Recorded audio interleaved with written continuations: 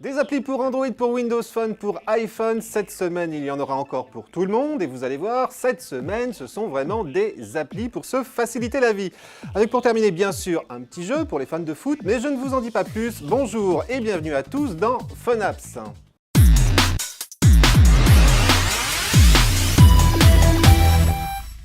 Allez, pour commencer, une petite application très pratique pour ne plus avoir à vous soucier de votre smartphone lorsque vous êtes sur votre ordinateur. Parce que si vous avez l'habitude de communiquer beaucoup par texto, vous savez combien il n'est pas toujours facile d'osciller entre son clavier d'ordinateur et le clavier de son smartphone, surtout quand il est au fond de son sac, de sa poche et qu'on est en train de travailler.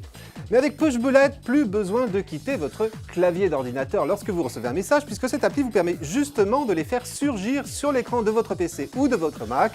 Bon, à une petite condition tout de même. Pour cela, vous allez devoir non seulement installer d'abord Pushbullet sur votre smartphone, mais aussi installer une extension pour votre navigateur habituel, qu'il s'agisse de Chrome, Firefox, Opera ou Safari, ou bien un petit logiciel encore en bêta sur Windows et qui va pas tarder à arriver sur Mac. Voilà, le tour est joué. Non seulement vous allez recevoir ainsi vos textos sur votre ordi, mais en plus les notifications d'email, et puis plein d'autres notifications. En plus, vous allez pouvoir échanger des fichiers entre vos différents appareils sur lesquels vous avez installé l'appli, y compris entre deux smartphones. Bref, une appli qui sait se rendre très vite indispensable et qui, pour ne rien gâcher au plaisir, est disponible gratuitement donc sur Android, iOS, Mac et PC, mais aussi sur Windows Phone grâce à Pushpin, une petite application compatible avec Pushbullet, mais qui, elle, vous coûtera 1,49 €. Une application qui n'a d'ailleurs pas échappé non plus à C de Rosière, qui sur Twitter me l'a fortement suggéré pour Fun Apps. Chose faite. Bon, ce n'est un secret pour personne pour conserver la forme. Non seulement il faut chaque jour consommer 5 fruits et légumes, ou plus d'ailleurs, mais aussi pratiquer au moins 30 minutes d'activité physique. De la marche, de la course, du vélo, c'est vous qui voyez. Les applications pour vérifier que vous faites bouger correctement votre corps ne manquant pas. Il n'y a que l'embarras du choix. Et pourtant, voici une de plus, Fit, sauf que celle-ci a la particularité d'avoir été développée par Google et donc d'être associée automatiquement à votre compte Google+. Un détail me direz-vous, d'autant que par rapport à d'autres applis, Google Fit est pour le moins minimaliste. Mais moi, justement, c'est ce qui m'a plu dans cette appli, de n'avoir à jeter qu'un petit coup d'œil dessus juste pour savoir le nombre de pas faits dans la journée par rapport à un objectif fixé par l'appli. Alors, à savoir tout de même, cet objectif, vous pouvez le modifier à tout moment en vous rendant dans les paramètres de Google Fit, celui-ci étant fixé par défaut à 1 heure de marche quotidienne. Libre à vous donc de la diminuer, enfin ça c'est pas très raisonnable, ou de l'augmenter si vous avez du temps. Libre à vous également d'ajouter d'autres activités physiques comme par exemple la course à pied ou le vélo. Et puis aussi d'y enregistrer chaque jour votre poids afin de suivre son évolution au fil du temps. À savoir enfin, Google Fit peut également surveiller votre rythme cardiaque pour peu que vous soyez équipé d'une montre connectée sous Android Wear et doté d'un moniteur de fréquence cardiaque bien évidemment. Et tout ça c'est gratuit et disponible uniquement pour le moment sur Android. Les iPhones et les Windows Phone peuvent retourner au vestiaire, s'habiller ou bien utiliser une autre appli. Bon alors vous l'avez reçu ou pas cette invitation? Faites-vous partie de ces heureux élus pouvant utiliser la nouvelle messagerie de Google? Je veux parler, vous l'avez sans doute compris, de Inbox.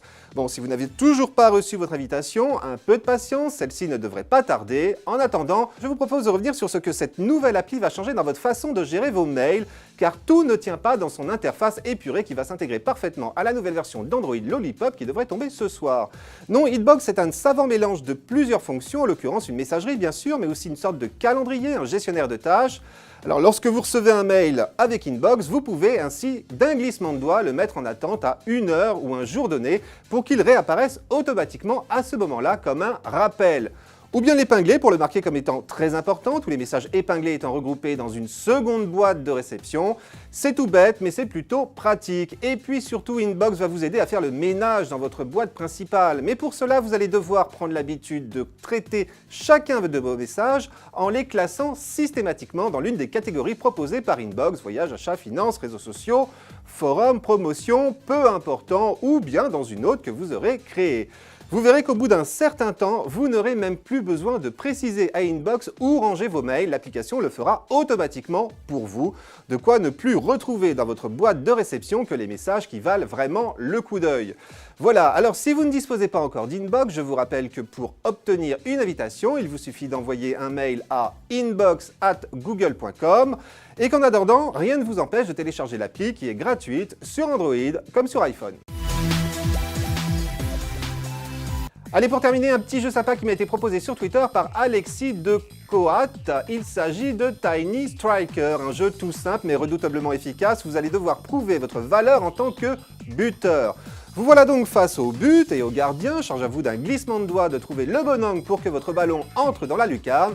Facile au début, le jeu se corse rapidement à cause des déplacements du gardien, mais aussi des autres joueurs qui se placent devant vous. Il va falloir que vous appreniez à mener le ballon comme un pro, sachant que vous n'avez pas tout votre temps. À chaque fois, vous devez impérativement marquer dans le temps imparti.